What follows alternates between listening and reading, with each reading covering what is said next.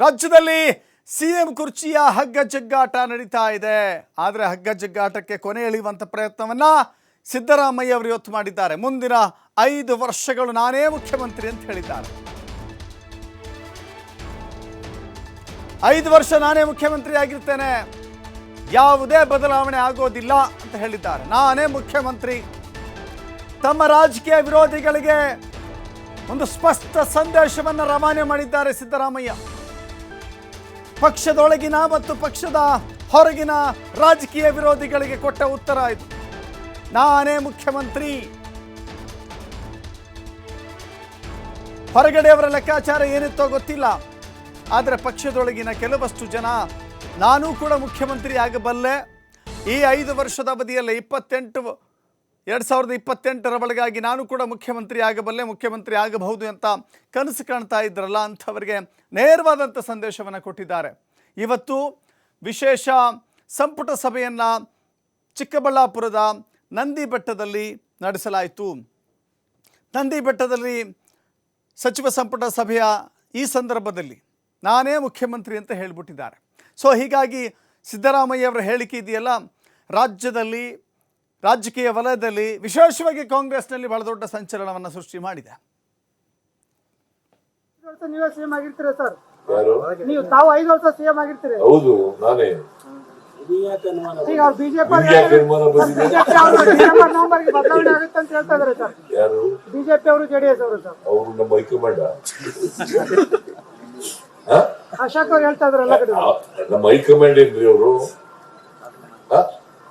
Ashoka is a BJP man, Vijayendra is a BJP man ಅಲ್ವಾ? Narayana Swamy is a BJP man.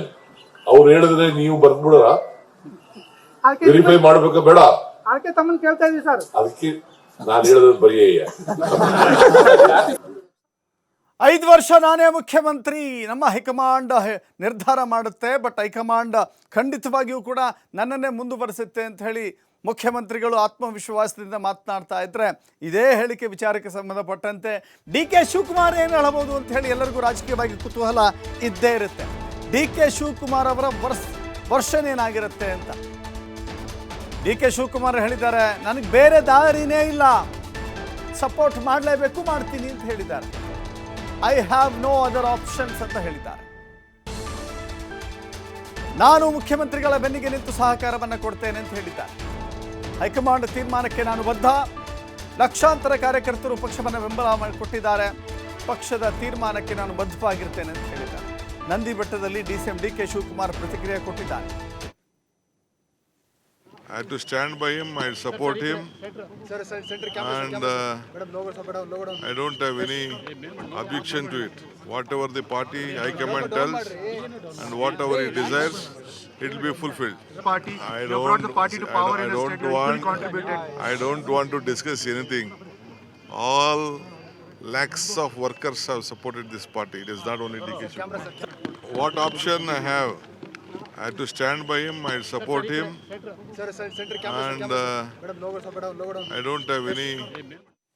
S, ಮತ್ತಷ್ಟು ಮಾಹಿತಿಯನ್ನು ನಮ್ಮ ಪ್ರತಿನಿಧಿ ಶಿವಕುಮಾರ್ ನೀಡ್ತಾರೆ. ಹಿರಿಯ ರಾಜಕೀಯ ವರದಿಗಾರ ಶಿವಕುಮಾರ್ ಗಮನಿಸ್ತಾ ಇದ್ದೀವಿ. ರಾಜ್ಯ ರಾಜಕೀಯ ವಲಯದಲ್ಲಿ ಇವತ್ತು ನಂದಿ ಬೆಟ್ಟ ಬಹಳ ಸುಂದರವಾಗಿರುತ್ತೆ, ಶಾಂತಿಯಿಂದ ಇರುತ್ತೆ, ನೋಡಲಿಕ್ಕೆ ಮನೋಹರವಾಗಿರುತ್ತೆ. ಆದರೆ ಅಂಥ ಜಾಗದಿಂದಲೇ ಮುಖ್ಯಮಂತ್ರಿಗಳು ಸಂಚಲನ ಸೃಷ್ಟಿ ಮಾಡುವಂಥ ಒಂದು ಹೇಳಿಕೆ ಅಂತೂ ಪಾಸ್ ಮಾಡಿಬಿಟ್ಟಿದ್ದಾರೆ. ಪಕ್ಷದ ಹೊರಗಿನ ಮತ್ತು ಪಕ್ಷದ ಒಳಗಿನ ರಾಜಕೀಯ ವೈರಿಗಳಿಗೆ ಇದು ಸ್ಪಷ್ಟ ಸಂದೇಶ. ಹೈಕಮಾಂಡ್ ಘೋಷಣೆ ಮಾಡುತ್ತೋ ಬಿಡುತ್ತೋ, ಬಟ್ ಮುಖ್ಯಮಂತ್ರಿ ಸಿದ್ದರಾಮಯ್ಯ ತಮ್ಮ ಮನದಂಗಿತವನ್ನು ಹೇಳ್ಕೊಂಡ್ಬಿಟ್ಟಿದ್ದಾರೆ. ನೋಡಿ, ಯಾವಾಗಲೂ ಕೂಡ ಮುಖ್ಯಮಂತ್ರಿ ಬದಲಾಗ್ತಾರೆ ಅಂತ ಹೇಳುವಂಥ ಸಂದರ್ಭದಲ್ಲಿ ಸಿದ್ದರಾಮಯ್ಯ ಅವರಿಂದ ಅಧಿಕಾರವನ್ನು ಬಿಡಿಸಿಕೊಳ್ಳೋದು ಅಷ್ಟು ಸುಲಭದ ಮಾತಲ್ಲ ಅಂತ ಅನೇಕರು ಹೇಳ್ತಾ ಇದ್ರು. ಈಗಲೂ ಕೂಡ ಅದು ಸತ್ಯ ಅಂತ ಕಾಣಿಸ್ತಾ ಇದೆ.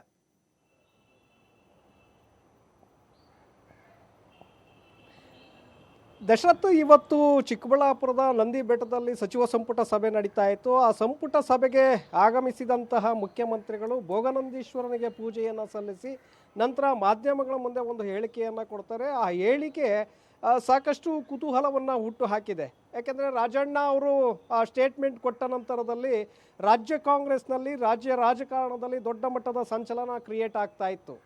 ಏನಾಗಬಹುದು, ಸರ್ಕಾರ ಏನಾದರೂ ಹೆಚ್ಚು ಕಡಿಮೆ ಆಗತ್ತಾ, ಮುಖ್ಯಮಂತ್ರಿಗಳು ಬದಲಾವಣೆ ಆಗ್ತಾರಾ, ಮತ್ತೊಬ್ಬರಿಗೆ ಅವಕಾಶ ಸಿಗುತ್ತಾ, ಯಾರು ಆ ಒಂದು ಕುರ್ಚಿಗೆ ಬರ್ತಾರೆ. ಸೊ ಈ ಎಲ್ಲ ಚರ್ಚೆಗಳು ಈಗಾಗಲೇ ನಡೀತಾ ಇತ್ತು, ಕಳೆದ ಒಂದು ವಾರದಿಂದಲೂ ಕೂಡ ನಡೀತಾ ಇತ್ತು. ಆದರೆ ಮುಖ್ಯಮಂತ್ರಿಗಳು ಇವತ್ತು ಕೊಟ್ಟಿರುವಂಥ ಹೇಳಿಕೆಯನ್ನು ಗಮನಿಸಿದಾಗ ಎಲ್ಲ ಒಂದು ಕಡೆ ಆತ್ಮವಿಶ್ವಾಸದಿಂದ ಅವರು ಹೇಳಿಕೆಯನ್ನು ಕೊಟ್ಟಂತೆ ಕಾಣಿಸ್ತಾ ಇದೆ. 5 ವರ್ಷಗಳ ಕಾಲ ನಾನೇ ಮುಖ್ಯಮಂತ್ರಿಯಾಗಿ ಇರ್ತೇನೆ ಅನ್ನುವಂಥ ಮಾತನ್ನು ಹೇಳಿದ್ದಾರೆ. ಸೊ ಇದನ್ನು ನಾವು ಗಮನಿಸಬೇಕಾಗತ್ತೆ. ಡಿ ಕೆ ಶಿವಕುಮಾರ್ ಅವರು ಕೂಡ ಮುಂದೆ ಬೇರೆ ಆಯ್ಕೆಗಳಿಲ್ಲ, ನಾವು ಸಪೋರ್ಟ್ ಮಾಡಬೇಕಾಗತ್ತೆ ಅನ್ನುವಂಥ ಹೇಳಿಕೆಯನ್ನು ಕೊಟ್ಟಿದ್ದಾರೆ. ಹಾಗಾಗಿ ಇಲ್ಲಿ ಬಹಳ ಸ್ಪಷ್ಟವಾಗಿ ಒಂದು ಸಂದೇಶವನ್ನು ಕೊಟ್ಟಂತೆ ಕಾಣಿಸ್ತಾ ಇದೆ. ಕಾಂಗ್ರೆಸ್ ಪಕ್ಷದ ಕಾರ್ಯಕರ್ತರಲ್ಲಿ ಗೊಂದಲಗಳಿತ್ತು, ಕಾಂಗ್ರೆಸ್ ಪಕ್ಷದ ಮುಖಂಡರಲ್ಲಿ ಗೊಂದಲವಿತ್ತು, ಹಾಗೆ ಕಾಂಗ್ರೆಸ್ ಶಾಸಕರಲ್ಲೂ ಕೂಡ ಈ ವಿಚಾರದಲ್ಲಿ ಗೊಂದಲ ಇತ್ತು. ರಾಜಣ್ಣ ಹೇಳಿರುವಂತಹ ಸನ್ನಿವೇಶ ಸೆಪ್ಟೆಂಬರ್ನಲ್ಲಿ ಕ್ರಿಯೇಟ್ ಆಗತ್ತಾ, ಏನಾದರೂ ಸರ್ಕಾರದಲ್ಲಿ ಬದಲಾವಣೆಗಳು ಶುರುವಾಗತ್ತಾ, ಮುಖ್ಯಮಂತ್ರಿಗಳು ಕೆಳಗಿಳಿತಾರ, ಆನಂತರ ಅಲ್ಲಿಗೆ ಯಾರು ಬರ್ತಾರೆ, ಈ ಗೊಂದಲಗಳು ಶುರುವಾಗಿತ್ತು. ನಾವು ಯಾರ ಪರವಾಗಿ ನಿಲ್ಲಬೇಕು, ಈ ಕಡೆ ಡಿ ಕೆ ಶಿವಕುಮಾರ್ ಅವರ ಪರವಾಗಿ ನಿಲ್ಲಬೇಕಾ, ಆ ಕಡೆ ಸಿದ್ದರಾಮಯ್ಯ ಅವರ ಪರವಾಗಿ ನಿಲ್ಲಬೇಕಾ, ಅಥವಾ ಪರಮೇಶ್ವರ್ ಅವರ ಪರವಾಗಿ ಪಕ್ಕಕ್ಕೆ ಹೋಗಿ ನಿಲ್ಲಬೇಕಾ, ಈ ರೀತಿಯಾದಂಥ ಗೊಂದಲಗಳು ಶಾಸಕರಲ್ಲೂ ಕೂಡ ಶುರುವಾಗಿತ್ತು. ಈಗ ಮುಖ್ಯಮಂತ್ರಿಗಳಾಗಿನ 5 ವರ್ಷ ನಾನೇ ಇರ್ತೇನೆ ಅನ್ನುವಂಥ ಒಂದು ಹೇಳಿಕೆಯನ್ನು ಸಿದ್ದರಾಮಯ್ಯ ಅವರು ಕೊಟ್ಟಿರೋದ್ರಿಂದ ಸಹಜವಾಗಿ ಪಕ್ಷದಲ್ಲಿ ಏನು ಈ ಚರ್ಚೆಗಳು ಶುರುವಾಗಿತ್ತು ಅದಕ್ಕೆ ಒಂದು ರೀತಿ ತಾತ್ಕಾಲಿಕವಾಗಿ ಆದರೂ ಬ್ರೇಕ್ ಬಿದ್ದಂತೆ ಕಾಣಿಸ್ತಾ ಇದೆ. ಯಾಕೆಂದರೆ ಮುಂದೆ ಇನ್ನಾದ್ರ ಬಗ್ಗೆ ಹೇಳಿಕೆಗಳನ್ನು ಕೊಡೋದು ಕಡಿಮೆ ಆಗಬಹುದೇನೋ.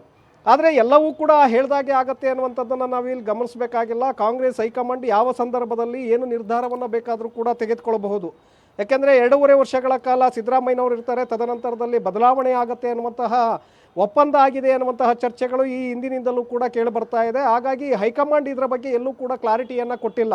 ಒಪ್ಪಂದದ ವಿಚಾರ ಆಗಿರ್ಬೋದು, ಅಥವಾ CM ಬದಲಾವಣೆ ಆಗ್ತಾರೆ, ಡಿ ಕೆ ಶಿವಕುಮಾರ್ ಅವ್ರಿಗೆ ಅವಕಾಶವನ್ನು ಮಾಡಿಕೊಡ್ಬೇಕು, ಸಿದ್ದರಾಮಯ್ಯ ಕೆಳಗಿಳಿತಾರೆ ಅನ್ನುವಂಥ ಚರ್ಚೆಗಳಿಗೆ ಹೈಕಮಾಂಡ್ ಎಲ್ಲೂ ಕೂಡ ಫುಲ್ ಸ್ಟಾಪ್ ಹಾಕುವಂಥ ಒಂದು ಪ್ರಯತ್ನವನ್ನು ಇಲ್ಲಿ ಅವರಿಗೆ ಮಾಡಿಲ್ಲ. ಆದರೆ ಎಲ್ಲ ಒಂದು ಕಡೆ ಅದನ್ನು ಹಾಗೇ ಕುತೂಹಲವನ್ನು ಹಾಗೆ ಮುಂದುವರಿಸಿದೆ ಹೈಕಮಾಂಡ್ ಕೂಡ. ಸೊ ಇಂತಹ ಒಂದು ಸನ್ನಿವೇಶದಲ್ಲೇ ಈಗ ಸಿದ್ದರಾಮಯ್ಯ ಅವರು ಕೊಟ್ಟಿರೋಂಥ ಹೇಳಿಕೆ, ಡಿ ಕೆ ಶಿವಕುಮಾರ್ ಅವರು ಕೊಟ್ಟಿರುವಂತಹ ಹೇಳಿಕೆಗಳನ್ನು ಗಮನಿಸಿದಾಗ ಸರ್ಕಾರ ಸುಭದ್ರವಾಗಿದೆ, ಸಿದ್ದರಾಮಯ್ಯ 5 ವರ್ಷಗಳ ಕಾಲ ಅವರೇ ಮುಖ್ಯಮಂತ್ರಿಯಾಗಿ ಮುಂದುವರಿತಾರೆ ಅನ್ನುವಂತಹ ಒಂದು ಸಂದೇಶ ಈಗ ಕಾರ್ಯಕರ್ತರಿಗೂ ಹೋಗುತ್ತೆ, ಶಾಸಕರಿಗೂ ಹೋಗುತ್ತೆ, ನಂತರ ಮುಖಂಡರುಗಳಿಗೂ ಕೂಡ ಹೋಗುತ್ತೆ. ಆಗ ಪಕ್ಷ ಸಂಘಟನೆಯ ಕಡೆ ಅವರು ಕೆಲಸವನ್ನು ಸಂಪೂರ್ಣವಾಗಿ ತೊಡಗಿಸ್ಕೊಳ್ಳೋದಕ್ಕೆ ಸಾಧ್ಯ ಆಗುತ್ತೆ. ಆ ನಿಟ್ಟಿನಲ್ಲಿ ಸಿದ್ದರಾಮಯ್ಯನವರು ಈ ಹೇಳಿಕೆಯನ್ನು ಕೊಟ್ಟಿರಬಹುದು. ಜೊತೆಗೆ ಸಿದ್ದರಾಮಯ್ಯ ಅವರನ್ನು ಕೆಳಗಿಳಿಸಿದ್ದೇ ಆದರೆ ಮುಂದೆ ಸರ್ಕಾರದಲ್ಲಿ ಏನೆಲ್ಲ ಬದಲಾವಣೆಗಳಾಗಬಹುದು ಅನ್ನುವಂಥ ಒಂದು ಲೆಕ್ಕಾಚಾರದ ಮೇಲೆ ಹೈಕಮಾಂಡ್ ಎಲ್ಲೋ ಒಂದು ಕಡೆ ಅವರಿಗೆ ಸೂಚನೆಯನ್ನು ಕೊಟ್ಟಿದೆಯಾ, ನೀವೇ ಇರ್ತೀರಿ ಅನ್ನುವಂಥ ಒಂದು ಭರವಸೆಯನ್ನು ಏನಾದರೂ ಕೊಟ್ಟಿದೆಯಾ. ಸೊ ಹಾಗಾಗಿ ಸಿದ್ದರಾಮಯ್ಯನವರು ಈಗ ಬಹಿರಂಗವಾಗಿ ಈ ಹೇಳಿಕೆಯನ್ನು ಕೊಟ್ಟಿದ್ದಾರಾ ಅನ್ನುವಂಥದ್ದನ್ನು ಕೂಡ ಗಮನಿಸಬೇಕಾಗತ್ತೆ. ಯಾಕೆಂದರೆ ಇಲ್ಲಿ ನಾನಾ ಚರ್ಚೆಗಳು ಮತ್ತು ಸರ್ಕಾರದಲ್ಲಿ ಆಗುವಂತಹ ಏರುಪೇರುಗಳೇನಿದೆ, ಆ ಬದಲಾವಣೆಯ ವಿಚಾರ ಬಂದಾಗ ಇದೆಲ್ಲದಕ್ಕೂ ಕೂಡ ಒಂದು ಕಡೆ ಫುಲ್ ಸ್ಟಾಪ್ ಹಾಕುವಂಥ ಒಂದು ಪ್ರಯತ್ನವನ್ನು ಇವತ್ತು ಸಿದ್ದರಾಮಯ್ಯ ಅವರು ಮಾಡಿದ್ದಾರೆ. ಸೊ ಇದು ಮುಂದೆ ಯಾವ ರೀತಿಯಾಗಿ ತೆಗೆದುಕೊಂಡು ಹೋಗ್ತಾರೆ ನೋಡಬೇಕಾಗತ್ತೆ. ಡಿ ಕೆ ಶಿವಕುಮಾರ್ ಅವರು ಕೂಡ ಅದಕ್ಕೆ ಪೂರಕವಾಗಿ ಹೇಳಿಕೆಯನ್ನು ಕೊಟ್ಟಿರೋದ್ರಿಂದ ನಾವು ಕೂಡ ಅವರನ್ನು ಬೆಂಬಲಿಸಬೇಕಾಗತ್ತೆ ಈಗ ಅಂಥೇಳಿ ಸಹಜವಾಗಿ ಅಲ್ಲಿ 5 ವರ್ಷಗಳ ಕಾಲ ಸಿದ್ದರಾಮಯ್ಯ ಅವರೇ ಮುಂದುವರಿತಾರ ಅನ್ನುವಂತಹ ಕುತೂಹಲಗಳು ಈಗ ಹುಟ್ಟು ಹಾಕದಂತೆ ಕಾಣಿಸ್ತಾ ಇದೆ. Dasharath. Yes, thank you Shivakumar ನಿಮ್ಮೆಲ್ಲ ಮಾಹಿತಿಗೆ.